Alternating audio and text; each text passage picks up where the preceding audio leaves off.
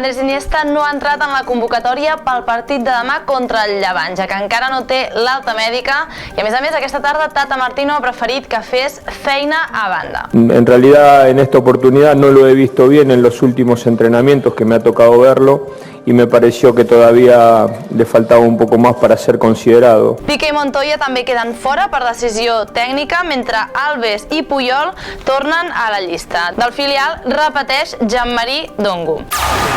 El Barça ha publicat aquesta imatge per presentar el projecte del nou Camp Nou i si us hi fixeu bé, la foto que apareix al marcador és la de Messi a punt de fer el gol al Madrid en la Supercopa del 2011-2012 just davant de Cristiano Ronaldo. La Gazzetta dello Sport ha dibuixat l'11 tipus de la selecció catalana i surten 8 jugadors del Barça. La revista també ha entrevistat Cesc Fàbregas, que ha dit que Neymar li recorda a Johan Cruyff, sobretot pel canvi de ritme.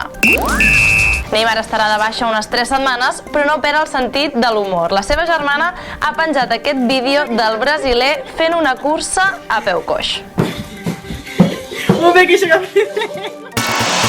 Atenció amb aquest vídeo. Fa unes setmanes Piqué va escriure un tuit on deia que era fan de les sèries de zombis. Després unes noies es van disfressar de zombis i es van presentar al Calderón amb una pancarta que deia: Piqué, si ens dones el teu telèfon et convertirem en zombi. El central va acceptar la proposta per Twitter i les noies l'han acabat disfressant.